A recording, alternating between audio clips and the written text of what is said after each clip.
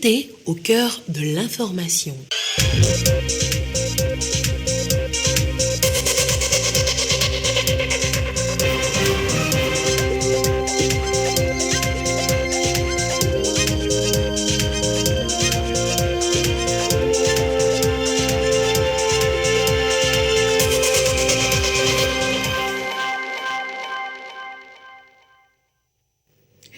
Mesdames, Messieurs, bonsoir. C'est le dimanche des rameaux pour les fidèles catholiques. Il ouvre les portes de la Semaine Sainte et célèbre l'arrivée de Jésus-Christ à Jérusalem. Les célébrations à Lomé à suivre dans ce journal. En centre-ville, à la campagne, en Outre-mer ou encore à l'étranger, les Français étaient aux urnes ce matin. C'est pour le premier tour des élections présidentielles et selon les estimations, Emmanuel Macron et Marine Le Pen sont qualifiés pour le second tour. Et puis, de chanteur à écrivain, Eric MC vient de sortir son premier livre, Le Vieux Père et la révolution du hip-hop au Togo, un livre qui retrace l'histoire du rap togolais, à découvrir en fin d'édition. C'était les titres de cette édition. Bienvenue, voici le 20h. En ouverture de ce journal, sachez d'abord que le Conseil des ministres s'est tenu ce dimanche à Mandouri dans le Kmendal. Conseil des ministres sous la présidence du chef de l'État Faure Issozimna Gnassingbé. 4 projets de décret ont été examinés, notamment celui sur les règles applicables aux livres fonciers et registres sous forme électronique et celui portant sur les modalités de mise en œuvre des procédures de passation et d'exécution des contrats de partenariat public-privé.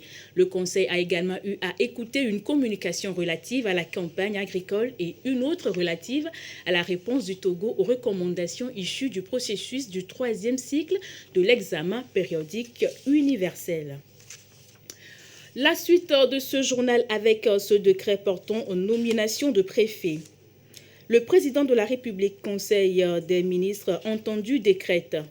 Article 1er, est nommé préfet de la préfecture de Yoto le lieutenant-colonel Jossou Agossa Essivi. Article 2.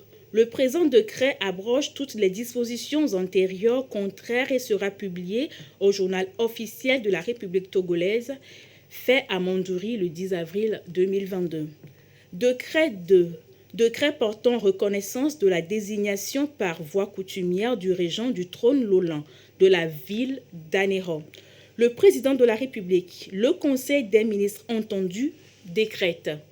Article 1er. Est constatée et reconnue officiellement la désignation par voie coutumière de M. Lawson Body Matevi Adon Djegou en qualité de régent du trône Lolan de la ville d'Anéro, préfecture des Lacs. Article 2. Le présent décret abroge toutes les dispositions antérieures contraires et sera publié au journal officiel de la République togolaise. Fait à Mandouri le 10 avril 2022. Décret numéro 3. Décret portant reconnaissance de la désignation par voie coutumière du chef canton d'Agbo-Drafo. Le président de la République, le Conseil des ministres entendu décrète, article 1er, est constaté et reconnu officiellement la désignation par voie coutumière de M. Asiakole Mensan Arolou Sedo sous le nom de trône de Togbui Asiakole 6 en qualité de chef canton d'Agbo-Drafo, préfecture des Lacs. Article 2. Le présent décret abroge toutes les dispositions antérieures contraires et sera publié au journal officiel de la République togolaise, fait à Mandouri le 10 avril 2022. Les fidèles catholiques célèbrent ce dimanche des rameaux associés selon la Bible à l'entrée triomphale de Jésus-Christ à Jérusalem. Il marque également l'entrée dans la Semaine Sainte et annonce ainsi la mort, la passion et la résurrection du Christ. Gisèle Kozona a assisté pour vous à la messe ce matin à l'église Marie-Immaculée de Téléssou et son reportage est présenté par Cherson Dovo.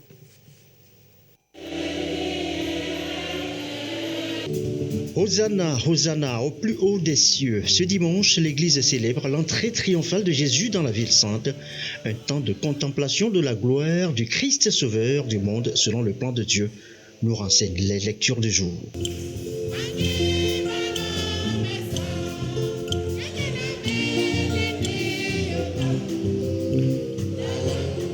Jésus a eu à subir les insultes de la part de nous les hommes. Ce sont ces mêmes hommes qui l'acclament, qui viennent maintenant l'injurier. Cela signifie pour nous chrétiens que dans la vie, nous aurons à faire face à cette duplicité de la part de nos frères et sœurs. À nous de nous brancher sur le Christ pour les traverser sereinement en vue de grandir et d'être matures davantage à travers ces événements de vie. La fête des Rameaux, un temps qui annonce la passion, la mort, la résurrection du Christ Sauveur. Le Triduum prépare le chrétien à vivre pleinement sa foi. La fête des Rameaux, c'est pour célébrer Jésus-Christ et de l'amour qu'il a porté envers nous, de s'être sacrifié pour nous sauver. C'est pour nous rappeler de comment Jésus a souffert pour le peuple. Jésus, celui qui remet en cause les jugements portés sur autrui. Dans l'évangile du jour, il a demandé à son disciple de ranger son épée. Un message pour le chrétien en ce temps fort de l'Église. Une semaine sainte pour vivre dans la foi le mystère de la rédemption. La messe du jour a été animée par les chorales Cœur Immaculé de Marie et Saint-Pierre et Paul de la même paroisse. Bonne semaine sainte à tous les fidèles catholiques. Et pendant ce temps, ces filles et garçons venus de toutes les régions du Togo, tous amoureux de la lecture et de la mémorisation du Saint-Coran, ils sont tous orphelins et participent à ce concours national de récitation du Saint-Coran, une 3e édition organisée par le Cercle des Oulémas pour la culture et l'excellence à l'endroit des orphelins. Ramdan Bassina.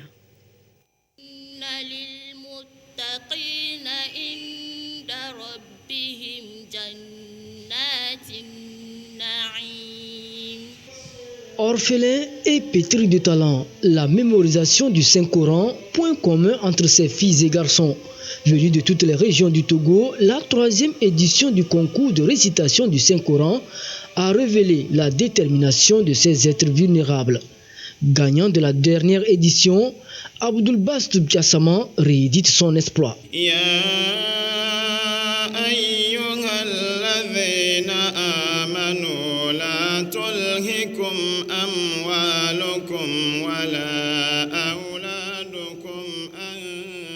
C'est un grand plaisir pour moi d'être à nouveau le premier de cette édition. Je fais toujours les révisions en lisant par cœur. Le Cercle des Oulémas pour la culture de l'excellence à l'endroit des orphelins est initiateur du concours.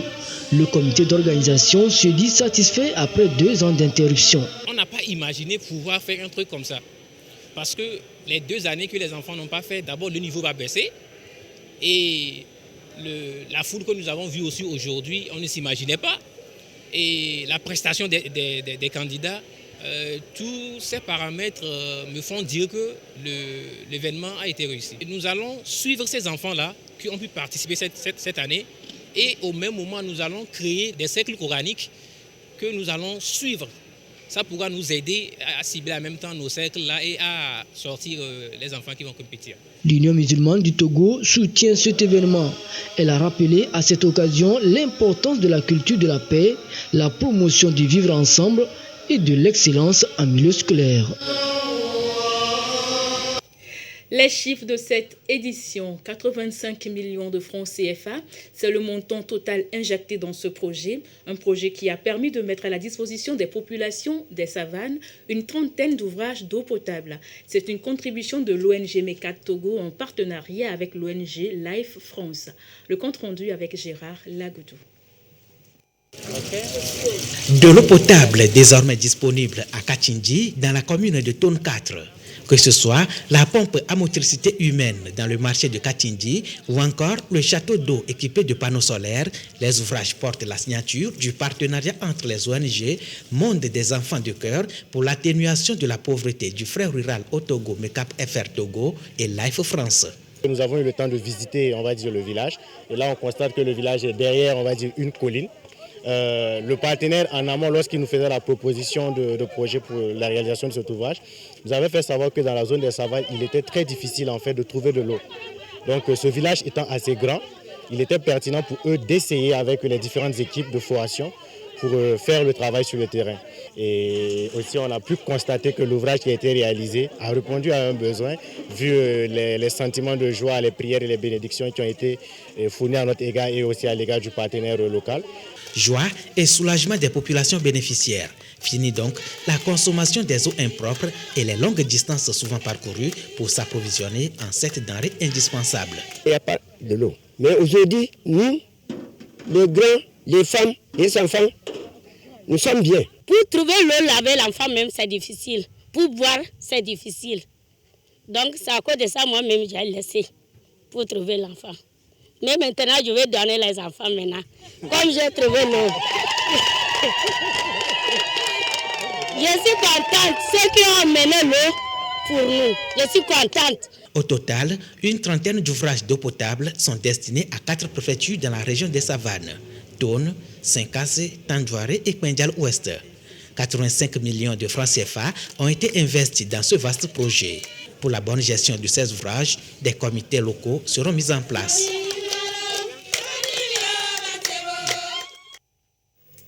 Les acteurs en traumatisme de la route se forment. Ils ont 3 jours pour s'outiller sur les principes du traitement chirurgical des fractures des membres les plus courantes et c'est pour le mieux-être des patients traumatisés. Le résumé avec Marie-Reine Abeta et Marie-Ange Bida. Au Togo, bon nombre de décès et d'admissions dans les hôpitaux sont liés à des accidents de la circulation. Pour une meilleure prise en charge des victimes, une quarantaine d'acteurs en traumatisme de la route sont à l'école des bonnes pratiques. Ils revisitent les principes du traitement chirurgical des fractures de membres les plus courantes. Ils apprennent également des techniques pour reconnaître plus aisément les patients qui ont rapidement besoin d'un traitement chirurgical spécifique.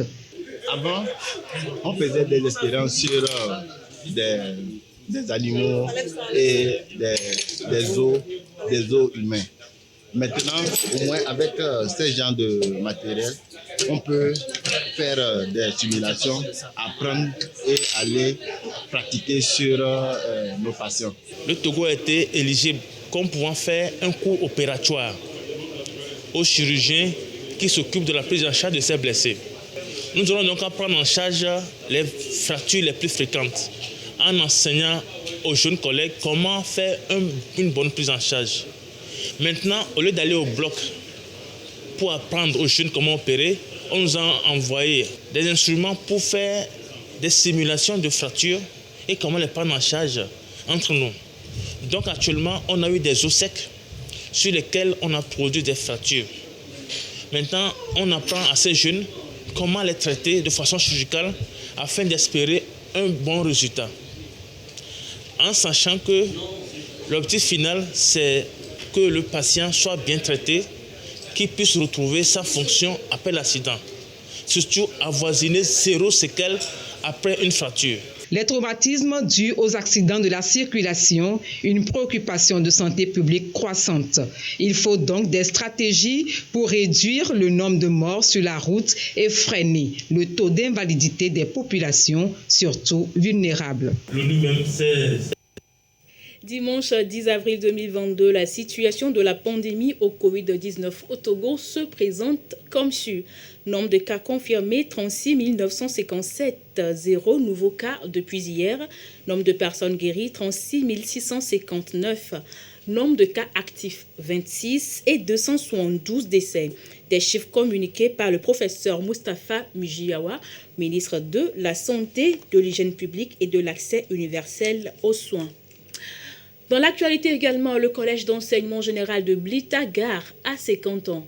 Et pour marquer cette célébration, les cadres du milieu, la plupart formés dans ce collège, ont offert à l'établissement un important lot de mobilier et de matériel informatique. Des précisions avec Désiré Aloyer. 150 tables bancs, du matériel informatique composé d'un ordinateur complet, une imprimante multifonction et photocopieur avec trieuse en plus d'un onduleur. Un ensemble estimé à 8 millions de francs CFA destiné au CEG de Blita-Gare. Un soutien des cadres de la préfecture à cet établissement scolaire qui célèbre ses 50 ans d'existence. Collège qui a contribué beaucoup à la formation de certains cadres de la préfecture. Les besoins de l'établissement sont énormes. Mais ce n'est qu'un premier pas que les cadres ont fait avec l'implication personnelle du chef de l'État. Ceci aussi pour sensibiliser nos élèves, pour leur demander de bien fréquenter, parce que l'école est un vivier. C'est l'école qui nous permet d'avancer. Et donc, c'est un facteur important de développement. Les élèves actuellement inscrits dans cet établissement scolaire constituent la relève de demain. Et pour atteindre cet objectif, la discipline, le sérieux et la recherche de l'excellence doivent les caractériser. Suite au don qui nous a été offert, je ne saurais exprimer ma joie et ma gratitude. En tant qu'élève, je promets de bien travailler à l'école afin d'être un cadre un jour et faire de tels dons. Les cadres de Blita, par cette occasion solennelle, ont appelé les jeunes à être forgerons de leur avenir. Nous avons pensé à l'occasion de ce cinquantenaire faire des dons à nos petits frères pour les motiver. Ils suivront ce bel exemple qu'est l'acte qui a été posé aujourd'hui. Journée pour appeler les élèves, les jeunes, bref les populations de Blita à la vigilance face à la montée du djihadisme, l'insécurité. L'extrémisme violent reste un facteur destructeur qui compromet le bon avenir. À l'étranger, Emmanuel Macron 28,1% et Marine Le Pen 23,3% qualifiés pour le second tour selon les estimations. Le taux de participation à ce premier tour des élections présidentielles en France s'élevait à 65% contre 69,42% en 2017. Ceci au terme d'une campagne largement impactée par la guerre en Ukraine. Et déjà, à 8h ce dimanche, les bureaux de vote ont ouvert une élection sans masque et sans passe vaccinal en France, que ce soit en Outre-mer ou encore à l'étranger. Ces Français avaient rendez-vous avec les urnes. Beaucoup étaient indécis jusqu'à la dernière minute.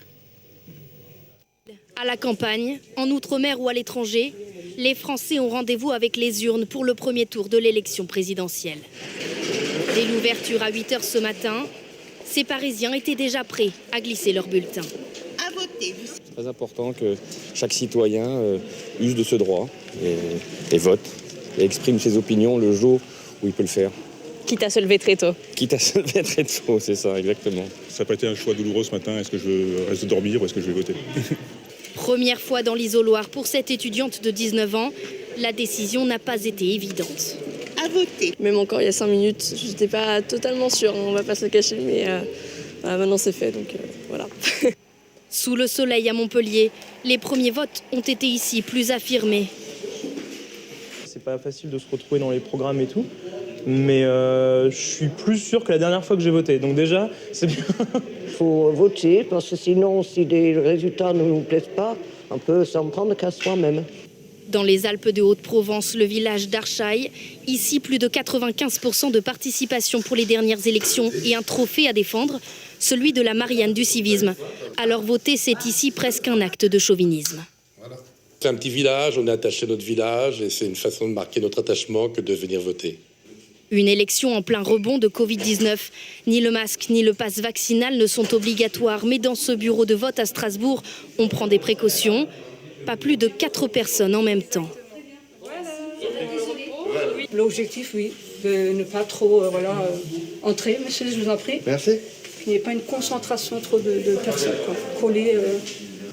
Les Français de l'étranger se sont aussi rendus aux urnes depuis hier, à Hong Kong, Tunis ou New York. Tout comme dans les territoires ultramarins, à Mayotte et en Nouvelle-Calédonie, taux de participation plus faible qu'il y a 5 ans, mais certains se sont déplacés. Je pense que c'est important de voter pour un président de la France en Nouvelle-Calédonie parce que c'est quand même la personne qui va être aux commandes. Plus que quelques heures pour se décider avant les résultats à 20h ce soir. Et sachez que le taux d'abstention du premier tour de cette élection présidentielle est estimé à 28,4% contre 22,2% en 2017 et 28,4% en 2002. Taux en baisse de plus de 4 points par rapport à 2017, mais moindre qu'en 2002. Élections également en Gambie, cette fois des législatives. Des élections test pour le président Adama Barrow et ce dernier espère évidemment que son parti aura la majorité à l'Assemblée nationale. 4 mois après sa réélection, ces législatives sont un test pour le président Adama Barrow, qui a voté ce samedi dans le quartier de McCarthy Square. L'enjeu pour lui, le poids qu'aura son tout jeune parti, le NPP, au sein du futur hémicycle. Nous avons bon espoir que le NPP obtienne la majorité. Et au vu des résultats de la présidentielle, nous sommes en droit de croire que nous aurons la majorité à l'Assemblée nationale. Créé il y a 2 ans seulement, le NPP présente 40 candidats sur les listes électorales. Contre 46 pour son principal rival, l'UDP d'Ousseynou Darbo, le parti démocratique unifié qui dominait la Chambre sortante. La participation est une autre inconnue de ce scrutin. Certains sont venus voter dès l'ouverture des bureaux. C'est une élection très importante, cette élection de l'Assemblée nationale, car ce sont les personnes qui vont nous représenter au Parlement. Ils sont là pour nous. On a besoin de changement, parce que vu comme la Gambie se porte, ce n'est pas encourageant. On a besoin d'un changement en profondeur de l'Assemblée pour que la Constitution puisse être modifiée. On a besoin d'un nouveau projet de Constitution parce que la Constitution en vigueur, celle de 1997, c'est la pire de toutes. La révision de la Constitution, un chantier délicat sur lequel le président Barrow s'est engagé. Avant la fin de sa mandature, il l'a promis, la Gambie aura un nouveau texte fondamental. Une réforme jugée indispensable aussi par les partenaires internationaux du pays pour y consolider la démocratie, notamment en contenant les pouvoirs du président. La guerre se poursuit en Ukraine. Nous irons dans l'est du pays, cible prioritaire de Moscou. L'évacuation des civils se poursuit dans la crainte d'une offensive imminente. Sur ces images satellites, des centaines de véhicules militaires traversent la petite ville de Veliki Burluk en Ukraine. Il s'agit d'un convoi de l'armée russe, vraisemblablement en provenance de la ville de Kharkiv, un peu plus à l'ouest. Kharkiv, où la bataille fait rage. Selon le gouverneur de la province, la ville et sa banlieue ont été bombardées près de 70 fois au cours des dernières 24 heures. Les civils en sont les principales victimes. J'ai été touchée à la tête et l'onde de choc m'a projetée en arrière. Les escaliers se sont effondrés, les fenêtres et les portes ont explosé. C'est un miracle que j'ai survécu. À Barvinkov, plus à l'est, ces Ukrainiens savent que l'ennemi russe se rapproche. Alors, soldats et volontaires se préparent. Fortification de positions, préparation de tranchées, installation d'obstacles anti-chars. Cette localité rurale pourrait devenir dans les prochains jours un immense champ de bataille. Pendant la Seconde Guerre mondiale, la plus grande bataille de chars s'est déroulée ici. Et je pense que l'histoire se répétera à nouveau. Il y aura beaucoup de troupes ici. Ce sera une zone de combat. En attendant, les autorités organisent des évacuations de civils. Volodymyr Zelensky a affirmé samedi que l'Ukraine était prête à se battre et qu'elle ferait face aux grandes batailles à l'est du pays. Depuis le 25 mars dernier, la Russie recentre ses objectifs militaires à l'Est afin de reprendre notamment le contrôle total des régions séparatistes de Donetsk et de Louhansk. Ce qui n'empêche pas Moscou de frapper d'autres villes un peu partout dans le pays. Ceci dit, retour chez nous et on vient juste de l'apprendre. Le marché de Rankope à Lomé a pris feu cette nuit. L'incendie est en cours selon nos sources. Regardez, ce sont les premières images des flammes. Les services secours arrivent sur place pour circonscrire les flammes. Il est actuellement trop tôt pour en savoir précisément sur l'origine de cet incendie. Des images prises avec une vidéo amateur. 3 artistes africains ont réalisé une fresque qui décorera une fusée Ariane 5. Cette dernière s'élancera à la rentrée. C'est une trace du génie créateur africain qui se retrouvera dans l'espace. L'œuvre a été présentée pour la première fois à Paris. Pour l'occasion, Michel Ekeba a fait venir de Kinshasa sa vision personnelle de la combinaison spatiale, un outil de travail dans lequel il fait parfois des performances. C'est le prototype Geoscan Space Walker. Comme il est remixable à l'infini, on continuera à travailler dessus. Il y a toujours des ajouts, des éléments électroniques à rajouter qui pourra faire de la valeur, quoi. Il n'y a toujours pas de fusée africaine dans l'espace, mais bientôt une œuvre d'art. C'est le projet imaginé par l'ONG African Artists for Development qui a lancé un grand concours pour explorer l'imaginaire spatial des artistes du continent. Au final, 3 œuvres d'art sont choisies, avec pour mission de n'en faire plus qu'une. La voici. Elle s'appelle « Mémoire d'aujourd'hui, mémoire du futur » et elle ornera une fusée Ariane 5 décollant à l'automne prochain. On ne s'est pas battu parce qu'on n'était pas parti faire la résidence pour se battre, mais plutôt pour construire. Je pense que même mes collègues étaient d'accord de cette idée parce que pour moi, c'était vraiment un souhait qui me tenait à cœur. Un symbole qui montre que ce projet va arriver à l'extrémité de l'Afrique. Pour moi, je vois que mon souhait a été exaucé. Michel Ekebe, Géraldine Tobé, tous deux sont originaires de la République démocratique du Congo. Il ne manque que le Camerounais Jean-David Cotte, le 3e artiste qui n'a pas pu faire le déplacement. Je vais chercher une ligne ici qui peut coïncider avec celle-ci. Le voici à Ouida, au Bénin, en train de montrer sa technique de la sérigraphie. C'est dans cette ville historique que les 3 artistes ont travaillé pendant 2 mois. C'est un symbole important. Donc pour moi, toutes ces lignes-là, pour moi, représentent un peu toutes les couches socio-culturelles qu'il peut y avoir en Afrique, des fragmentations des villes, des maisons dans la ville. Donc une vue aérienne un peu du satellite. Géraldine Tobé a pu dessiner une femme africaine tournée vers l'avenir. Michel Ekebe a semé ses petits afronautes. Ils les ont amenés ainsi jusqu'à Paris. L'œuvre panafricaine va poursuivre seule son chemin vers l'espace.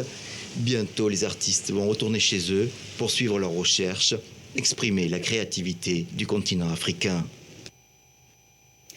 Le vieux père et la révolution du hip-hop au Togo, un livre de Eric MC qui met en lumière le parcours du Black Nigga et la jeunesse du rap togolais. De chanteur à écrivain, que retenir de ce livre de Eric MC? Suivez plutôt ce reportage de Marie-Reine Abeta.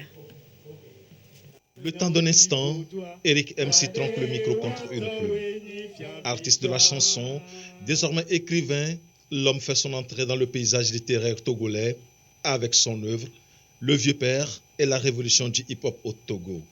Un ouvrage qui retrace les différentes étapes du hip-hop togolais. Ce qui est intéressant avec le livre d'Eric MC, c'est qu'aujourd'hui, nous avons une partie de notre histoire, l'histoire de la musique togolaise, spécialement le hip-hop, qui est décrit ici depuis ses débuts dans les années 80 jusqu'à ce jour. On a besoin de laisser des traces. Il serait aujourd'hui une insulte qu'on dise qu'en Afrique, quand un vieillard meurt, c'est toute une bibliothèque qui brûle. Il est temps que les bibliothèques ne brûlent plus et c'est ce que Eric MC a commencé à faire. Ce récit de 111 pages, paru aux éditions Aoudi, dénonce les censures qu'ont subi ce style musical au Togo à ses débuts. Un combat pour asseoir le style hip-hop et surtout amener le public à l'aimer. Dans cet ouvrage, je suis parti pour dénoncer la censure dans la culture et surtout qu'aujourd'hui, il y a beaucoup de jeunes qui s'adonnent à la culture hip-hop afin qu'ils comprennent comment le hip-hop a pu s'installer au Togo. Les jeunes ont déjà pris le chemin. Je l'ai déjà tracé. Voilà pourquoi si je sors ce livre aujourd'hui, c'est parce que j'ai compris que dans la nation togolaise, il y a une nation dans la nation. Dans toutes les concessions, dans toutes les maisons, il y a un jeune, l'avenir, même tant qu'ils sont à l'école, malgré qu'ils sont à l'école, qu'ils vont les études, mais quand tu les vois à 17h, c'est les clashs dans les rues. Le vieux père et la révolution du hip-hop au Togo, un passionné qui est passé par tout chemin pour défendre son territoire et porter haut le flambeau de sa nation, celle du HH. À 56 ans, l'auteur veut partager son expérience et inspirer toutes les générations. Dans le reste de l'actualité, ce rendez-vous des fashionistas de la mode, la Lomé Fashion Night, c'était hier à l'hôtel Sarakawa à Lomé, un rendez-vous annuel auquel a assisté Edwige Atakwa Bassabi, reportage présenté par Yata Aratem.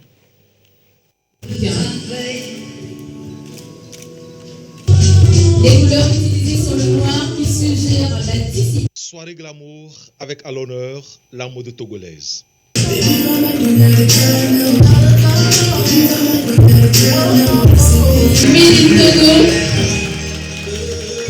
Plusieurs maisons de collection en préparent ce Lomé Fashion Night, 3e édition. J'ai bien aimé les costumes des hommes, c'était trop bien fait, le prêt-à-porter. J'ai aussi aimé, je ne me rappelle pas du nom du styliste, mais c'est le même tissu, mais différents styles. Ça, c'était très bien aussi. Et puis la représentation de la femme africaine. J'ai beaucoup apprécié en fait le talent des artistes qui mettent vraiment en valeur le style africain tout en le mélangeant à du style moderne. L'événement est porté par Simera Corporation, un projet pour permettre aux stylistes et couturiers togolais et d'ailleurs de promouvoir leur création et marque. Les créateurs ont eu à envoyer quelques tenues de leur dernière collection que nous avons eu à visiter, voir un peu ce qu'ils font. Et par après, on a eu à choisir ces créateurs. C'est ce qui a fait qu'on a eu de bons créateurs, designers. C'est une satisfaction totale. Elle est là, avec cette collection. Il est le support de tous les détails. Les maisons de production ont exprimé le vœu de voir se pérenniser cette soirée dédiée à la mode africaine. La soirée a été riche en couleurs, avec la participation de plusieurs artistes de la chanson.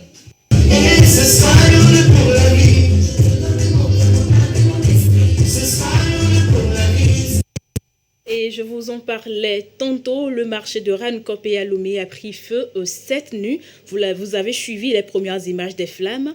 Les pompiers sont déjà sur place et les feux semblent maîtrisés. Ainsi s'achève cette randonnée de l'information. Merci à vous de l'avoir suivi et merci à toute l'équipe qui l'a réalisé.